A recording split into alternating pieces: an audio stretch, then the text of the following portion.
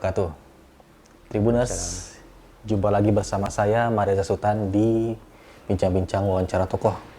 Kali ini bersama saya ada seorang tokoh inspiratif, seorang yang berkecimpung di dunia apa lagi Pak? Dunia bahasa Pak ya? Atau bagaimana? Ya, sekarang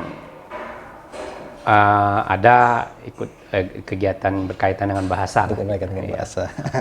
Jadi samping saya ini ada Pak Husni Jamal Pak ya? Ya, Husni Jamal. Pak Husni Jamal belum lama ini turut mengumpulkan kosakata dari Jambi Seberang Pak? Ya. Jambi Seberang. Dan saat ini kita akan ngobrol banyak bagaimana proses dari pengumpulan atau kompilasi dari kosakata ini Pak. Ya. Pak mau tanya nih Pak, sudah berapa lama Pak mulai mengumpulkan kosakata ini Pak? Ya, kalau ngumpulkannya sudah cukup lama, mungkin sudah lebih dari 10 tahun. Lebih 10 tahun. 10 tahun. Tapi memang intensif baru saya tata betul gitu, saya kompilasi, kemudian saya masukkan ke blog saya itu 3 tahun terakhir ini. 3 tahun setelah saya pensiun, jadi karena banyak waktu ya saya coba tata yang agak bagus lah gitu. Jadi ngumpulkannya dari 10 tahun lebih 10 tahun yang lebih lalu ya? sudah sebenarnya. Dan baru 3 tahun terakhir Baru dikompilasi. Saya sebutlah kompilasi karena saya ini kan bukan ahli bahasa. Jadi saya nggak berani mengatakan bahwa ini kamus apa-apa, tapi kompilasinya itu formatnya seperti format kamus gitu saya buat. Berdasarkan abjad gitu. Ada lemanya, jadi ada arti, ada contoh kata. Saya meniru, acuannya itu meniru Kamus Besar Bahasa Indonesia. Acuannya dari Kamus Besar Bahasa Indonesia. Jadi terjemahan dari bahasa Jambi Seberang ke bahasa Indonesia itu mengacu kepada Kamus Besar Bahasa Indonesia. Jadi sejak pensiun baru intensif mulai lah intensif inventarisasi bahasa ini. Apa Pak yang melatar belakangi Bapak untuk membuat kamus ini Pak? Ya, jadi begini, saya sebutlah ini namanya bahasa Jambi Seberang. Jambi ini kan, kota Jambi ini kan terdiri dari 2 wilayah. Wilayah yang ada di utara Sungai Batanghari, wilayah yang ada di selatan Sungai Batanghari. Nah dulu orang yang bermukim di daerah selatan itu, itulah sebenarnya penduduk aslinya kota Jambi sebenarnya. Dulu perkampungan yang tumbuh rame itu di sebelah selatan sana. Mereka menyebut mereka itu orang seberang gitu. Jambi Seberang. Saya sebutlah istilah Jambi Seberang karena kota Jambi kita bagi 2, Jambi Seberang. Nah, dulu orang seberang menyebut daerah selatan yang sekarang justru jadi kota, jadi pemukiman yang ramai, itu dia sebut dulu pasar. Jadi orang seberang dulu bilang di sini orang pasar. Nah, orang pasar ini sebagian besar kan pendatang ini. Nah, pendatang itulah dia membawa bahasa mereka. Nah, jadi bahasa sekarang yang biasa digunakan oleh anak-anak orang-orang kota Jambi itu sebenarnya bahasa orang pendatang. Sementara bahasa orang seberang yang bahasa orang asli Jambi, saya sebut orang asli kota Jambi, itu sekarang ini terlindas gitu. Terlupakan. Ya, jadi karena ada kecenderungan seperti anak-anak muda seberang itu merasa malu gitu. Terkesan kalau menggunakan bahasa seberang itu seperti bahasa kampungan gitu. Dalam tanda kutip. Nah, sehingga mereka juga sekarang, apalagi mereka kan sekolahnya kan di sini, di kota. Daerah pasar, di kota sini. Nah, sehingga mereka terbawalah dengan bahasa pasar kalau istilah saya, sebut istilah pasar saja. Semuanya kota Jambi gitu. Nah, kemudian setelah saya amati itu orang seberang sendiri sekarang sudah banyak kosakatanya itu sudah tidak dipakai lagi, sudah tidak digunakan lagi.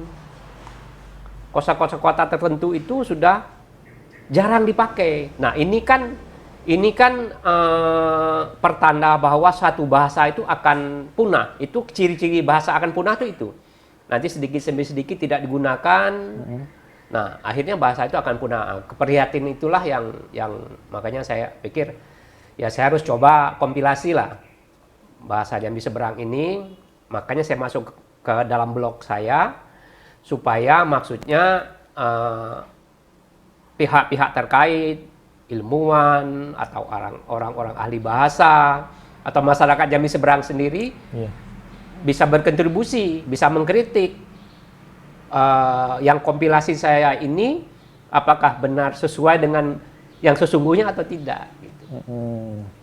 Jadi memang kalau dari cerita Bapak adanya anak-anak muda yang dari Seberang dalam bahasa ke pasar tadi Pak ya? Iya, ke pasar. Kemudian setelah dari pasar kembali ke Seberang, dialeknya mengambil dialek pasar, dialek orang ini. Dan sampai sekarang masih berlangsung seperti itu, Pak? Iya. Dan yang lebih memprihatinkan lagi, sebenarnya kan di orang Seberang itu dia punya bahasa halusnya. Jadi bebahaso namanya, bebahaso. Jadi di sana kalau dulu orang lebih muda berbicara dengan orang lebih tua itu dia menggunakan bahasa halus. Beda, ada seperti orang Jawa. Kalau Jawa itu kromo.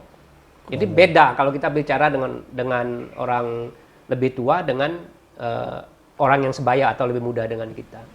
Nah, sekarang hampir hilang gitu. Memang ada sebagian masih generasi-generasi yang seperti saya atau di atas saya masih menggunakan. Tapi anak-anak muda sudah hampir tidak lagi menggunakan bebahaso itu. Misalnya seperti saya bicara dengan Bapak berarti pakai bebahaso tadi Pak? Iya, kalau Reza bilang ke saya itu bukan saya, tapi kulo. Kulo niki. Nah, itu kalau bahasa halusnya.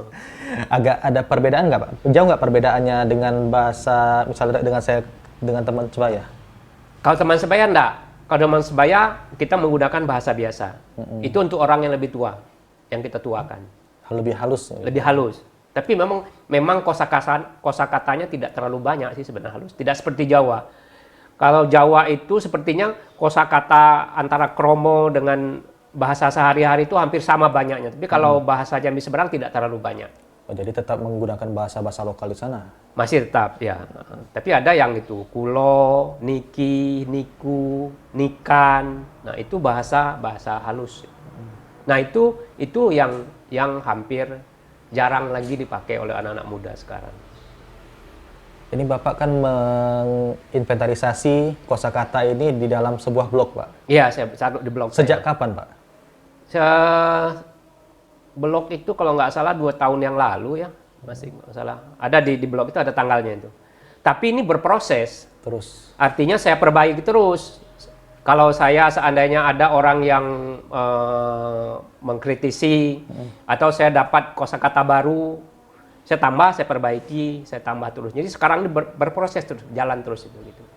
Di blog sendiri kira-kira ada berapa kosakata sih, Pak, di blog? Mungkin sekitar 3.500-an. Lema ya, bukan kosakata, lemanya. Tapi kalau ditambah dengan sublemanya ya bisa dua kali lipat lebih.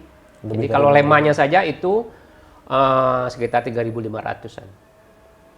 Ini menariknya, bagaimana Pak proses Bapak mengumpulkan atau menginventarisasi kosakata itu, Pak, sampai akhirnya Bapak cantumkan di blog? Iya, saya dapat dari misalnya kalau saya ketemu orang Seberang, saya kan masih suka sering ke Seberang nih, ada acara. Nanti saya dengar ada dia menyebutkan kosakata tertentu yang belum ada blog saya taruh, tulis di HP.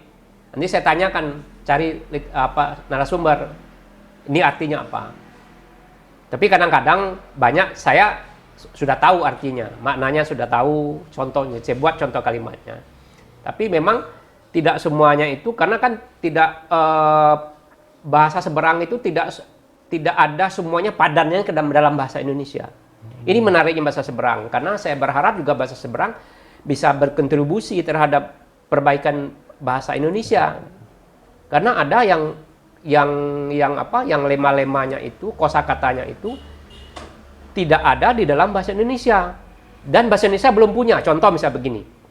Dalam permainan bola kaki, kan orang suka tackling, tackle, sliding. Itu kan belum ada bahasa Indonesianya.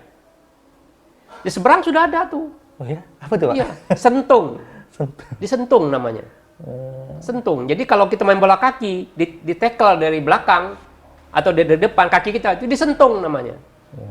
Nah, itu bisa kontribusi bahasa Indonesia. Dan di Indonesia belum? Belum ada. Contoh misalnya ada konsep bengkang. Bengkang itu artinya tidak simetri lagi, tapi dalam 2 dimensi. Jadi misalnya gini, ada ban sepeda misalnya. Ban sepeda kan bundar. Kemudian tabrakan misalnya. Akhirnya dia penyot gitu. Nah, itu bengkang. Bahasa Indonesia kan nggak ada tuh. Tapi di seberang sudah ada? Sudah ada bengkang istilahnya. Tapi konsepnya konsep 2 dimensi ya. Kalau bola kaki, penyok bukan bengkang. Nah, bengkang, dia cuma 2 dimensi. Jadi, boleh segi 4. Misalnya figura. Figura kan segi 4. Gini, simetri. Nah, kalau kita penyot kan sedikit gini, dia bengkang. Bengkang istilahnya. Tapi kalau misalnya kayak benda yang 3 dimensi, kayak gini misalnya. Bukan bengkang. Bengkang itu konsep 2 dimensi. Jadi banyak konsep-konsep yang sebenarnya bisa memperkaya bahasa Indonesia. Berarti ada kekayaan-kekayaan tersendiri yang dimiliki. Nah, itu harusnya ini. Kemudian ada lagi lepus. Lepus itu penuh gitu.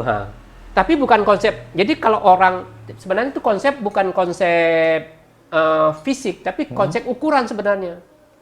Jadi kalau kita masuk ke ini, ukurannya itu lepus, seukuran kepala gitu. Artinya itu maksudnya seukuran kepala kita. Ini misalnya saya dengan orang gitu. Lepus. Jadi gini, misalnya kita masuk ke dalam air. Airnya sampai setinggi apa? Sampai setinggi kepala. Masuk dalam tanah sampai lepus sampai setinggi kepala. Jadi konsep ukuran setinggi tubuh orang. Nah, konsep itu kan belum ada dalam bahasa Indonesia. Nah, jadi banyak sebenarnya yang perlu kita gali lagi. Saya yakin masih banyak yang lain-lain gitu. Saya juga ada baca nih Pak, blog yang Bapak tulis kan, tulisan-tulisan di blog Bapak. Ada dalam pengejaan bahasa seberang itu, misalnya E tebal dengan E tipis. Iya, ada E tipis, ada E tebal. Beda arti gimana itu, Pak? Iya, ada beberapa kosakata yang beda maknanya, tapi kalau ditulis bahasa Indonesia sama. Tulisannya, tapi bacaannya beda antara E dengan E.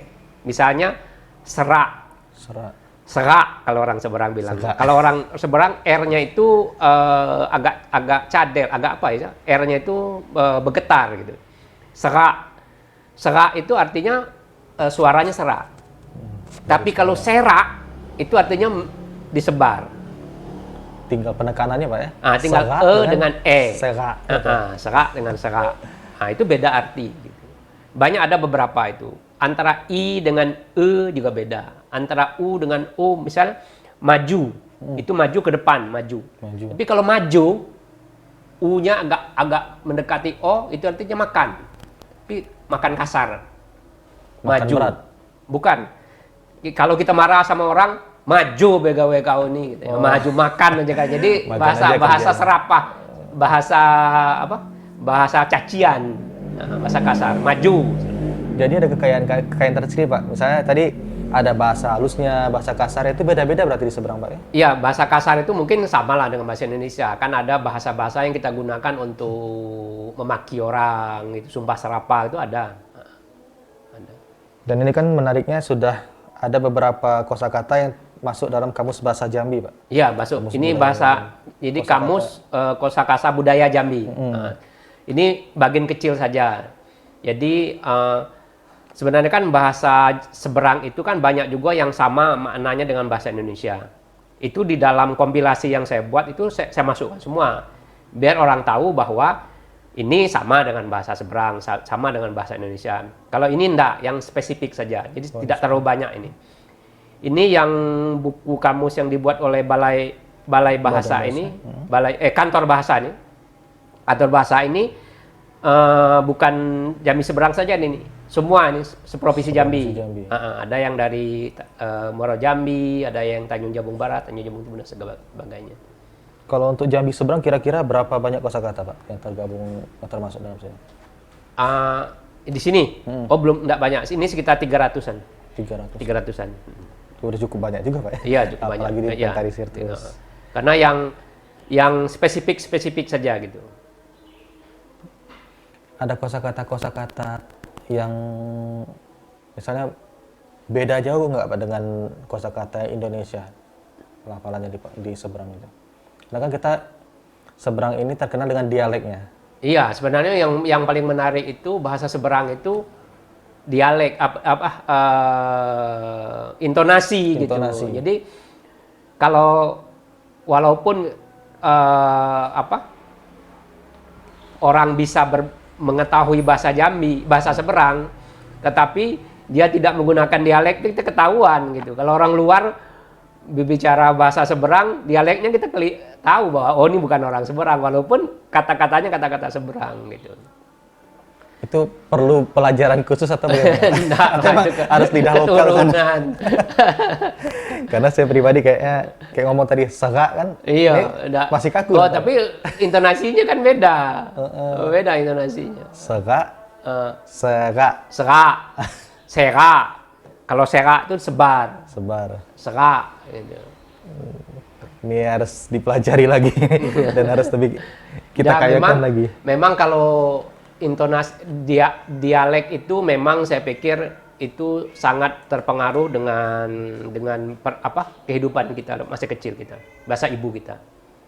Hanya sangat tergantung. Misalnya orang Batak sajalah, sampai kemana aja logat Bataknya kan nggak bisa hilang kan. Logat itu susah memang. Ada pengaruh juga dengan orang dari bahasa ibunya. Tadi kan kalau Bapak cerita kan di seberang itu ada bahasa halusnya seperti kromo kalau di Jawa. Iya, seperti kromo di Jawa. Apa ada pengaruh Jawa juga Pak di seberang itu? Bisa jadi iya. Dugaan saya iya, karena macam yang halus itu kulo, itu bahasa Jawa. Niki bahasa Jawa. Enten bahasa Jawa. Entan. Kalau orang seberang bilang entan, tapi kalau orang Jawa bilang enten. Niku bahasa Jawa. Tapi ada yang bukan, misalnya moyo. Kalau orang seberang bilang tidak ada itu moyo entan. Tapi kalau orang Jawa boten entan. Itu nggak tahu dapat dari mana. Tapi sebagian besar yang bahasa halus ini Jawa. Dugaan saya memang, saya nggak tahu mungkin. Itulah menurut hemat saya kepengen ada kajian lebih mendalam lagi lah mengenai bahasa seberang ini. Karena ini kan kalau boleh saya katakan ini kan aset budaya Kota Jambi. Aset budaya Kota Jambi, bahasa seberang itu ya bahasa aslinya orang Kota Jambi harusnya dipelajari lagi gitu. Nah, itulah makanya saya senang sekali ini Tribun mengekspos ini dengan harapan kalau ada pihak-pihak terkait, pemerintah daerah atau akademisi yang mau memperhatikan ini, nah coba kita gali lagi. Gitu. Ada studi lebih lanjutnya. Merangsang itu, saya inginnya itu. Ada kepedulian pihak-pihak. Kalau saya ini kan bukan ahli bahasa, cuma bertepatan lahir di seberang gitu. Dan prihatin tadi, prihatin atau sadar? Iya, keprihatinan. Sebenarnya keprihatinan, dasarnya keprihatinan karena bahasa itu sudah nggak langgeng lagi gitu. Sangat beda dengan bahasa Jawa. Kalau bahasa Jawa itu kan tetap dipakai terus ya. Tetap dipakai di mana? Kecil peluangnya dia akan punah gitu. Tapi bahasa-bahasa daerah Indonesia itu besar sekali bahasa daerah yang coba baca di berita-berita itu. Ribuan bahasa daerah di Indonesia itu yang hilang, punah. Ada yang sudah punah. Nah, keprihatinan saya bahasa seberang ini kan generasi yang paling tua sekarang ini kan generasi orang tua saya, generasi mak saya. Orang yang sudah berumur di atas 80 tahun. Nah, kalau orang ini sudah meninggal, itu bisa merosot nih bahasa seberang. Orang-orang sebaya saya ini sudah tidak real lagi bahasa seberangnya gitu. walaupun logatnya seberang, tapi banyak sudah bahasanya sudah hilang. Gitu. Sudah tercampur dengan bahasa. Bercampur dengan bahasa kota. Arus globalisasi juga berpengaruh berarti sini Pak. Betul, jelas lah. Jadi gini dengan bahasa, kalau bahasa pasar sini yang sekarang sehari-hari digunakan oleh orang-orang yang dari kota Jambi, bahasa pasar disebut gitu, itu kan banyak sekali pengaruh dari bahasa Palembang. Mungkin dulu memang dominannya orang pasar itu orang yang berasal dari daerah Palembang. Tetapi itu ada beberapa kosakata itu berbeda maknanya dengan bahasa seberang. Contoh misalnya, kalau orang pasar sini bilang galak, itu kan mau artinya. Galak. Galak orang seberang. Itu bahasa Palembang galak mau. Tapi bahasa seberang galak itu artinya sering. Sering artinya beda. Ada beberapa kata lagi yang memang tidak persis sama. Tidak. Beda gitu. Walaupun katanya sama, tapi artinya beda. Katanya sama gitu. Serupa tapi tak sama. Serupa tapi sama iya gitu. Nah, jadi kalau seandainya ini dibiarkan, itu kan hilang gitu nanti itu. Orang lupa gitu. Lupa. Kalau di sini seperti apa, Pak? Misalnya contoh bahasa seberang yang tercantum di kamus. Itu ada contohnya itu yang kalau tandanya itu JS ini, Kajang. JS ini Jambi seberang nih. Jambi seberang. Kajang nih. Yang JS ini Jambi seberang. Jodah Jambi seberang juga nih. Nah, jadi yang tandanya JS itu Jambi seberang itu. Jodah itu kue. Tapi beda konsep kuenya, bukan. Jadi kalau kue kering itu bukan jodah. Kue kering, jodah itu kue basah. Harus kue basah. Kue basah, jodah. Kalau kue kering itu kue lah dia sebut gitu. Jadi kue dan jodah pun beda. Beda gitu. Jadi makanya konsep-konsep begitu yang harus saya pikir perlu digali lagi gitu, perlu. Oh, ini kayak kajang. Satuan ukuran lembaran kertas. Lembaran kertas. Jadi kertas kalau kita beli sekajang. Sekajang itu sekeping kertas. Biasanya seperti kertas minyak, karton, lebar itu sekajang. Kajang lako lain lagi. Kajang lako lain lagi. Nah, itu nggak tahu kajang lako itu dari mana. Kalau ini saya belum dapat ininya dari seberang itu kajang lako itu. Bisa jadi bukan dari orang seberang menggunakan, tapi mungkin kan dia ini kan komunikasiin dengan Batanghari, Muaro Jambi ini kan ini sekali. Kalau bisa ini beda. Kodenya MJ, berarti Muaro MJ Jambi. itu Muaro Jambi itu. Muaro Jambi itu juga beda bahasanya. Walaupun kalau kita lihat dekat. Dulu jauh soalnya. Misal ke Kumpe, kita pergi ke Kumpe aja, ke Mingking, itu beda bahasanya. Oh, intonasi irama suaranya beda sekali. Itu juga perlu diinventarisir itu. Nah, jadi menurut saya memang Jambi ini kaya bahasa. Cuman kepedulian kita yang belum serius gitu lah. Kalau misalnya kita mengajak masyarakat khususnya di Provinsi Jambi, Pak, atau di Kota Jambi lah, dengan menggunakan bahasa seberang, seperti apa, Pak, kira-kira? Ayo kita lebih peduli lagi dengan bahasa Jambi Kota Seberang. Menggunakan bahasa Jambi. Bahasa seberang. Payo kita pakai lagi bahasa seberang. Nah. Yang mengucapkan seberang itu seberang. Kalau R enggak bisa. Enggak bisa. Kalau orang sini lain, seberang dia bilang. Kalau orang Jambi seberang. Dan intonasinya beda, Pak? Beda. Mungkin saya juga nih kurang cocok intonasinya nih, karena saya juga kan besarnya juga kan dari seberang. Saya besarnya kan sudah di sini, di pasar saya. Karena saya pindah dari sana itu umur 6 tahun dan SD kelas 1. Walaupun sekarang saya masih sering komunikasi karena family saya kan masih banyak di sana. Ini kan punya banyak sekali kota-kota di sini. Ya, itu masih belum terlalu banyak lah itu. Jambi yang spesifik. Tapi terus dikembangkan loh di sini, Pak. Terus, ini kawan-kawan saya alhamdulillah kawan-kawan dari kantor bahasa ini peduli gitu. Dia membuat kegiatan-kegiatan seperti ini.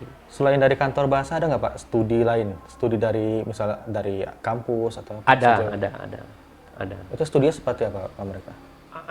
Tapi kan kalau kampus itu kan dia kan terlalu ilmiah, terlalu mikro ngelihatnya. Misal membedakan isolek ini gitu, itu kan tidak ada aplikatif gitu. Nah, kalau menurut saya perlu lebih aplikatif lagi lah. Lebih aplikatif. Memang begini, selama ini kita menganggap itu tugas kantor bahasa. Nah, ternyata tidak.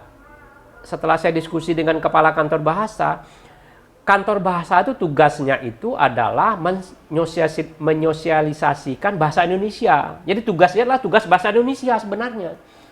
Kalau tugas bahasa daerah itu harusnya tugas pemerintah daerah. Nah, kan pemerintah daerah kita selama ini kan nggak ada kepedulian kayak gitu. Kurang juga, Mas. Iya, makanya kalau bisa memang ya pemerintah daerah, masing-masing daerah itulah di Provinsi Jambi, kabupaten kota itu melakukan inventarisasi sekarang ini. Macam Kerinci itu kan kaya sekali bahasanya. Kaya sekali, betul. Masing desa, Beda desa, beda desa. Kerinci lebih ini lagi, lebih variatif lagi bahasanya. Kalau di seberang ini beda kelurahan, Pak? Ada yang kelurahan, ada desa kalau sekarang ya? Sekarang kan semuanya kelurahan. Dulu kan kampung namanya itu. Oh iya, kampung. Dulu kampung namanya. Menurut orang tetua sana memang ada sedikit perbedaan.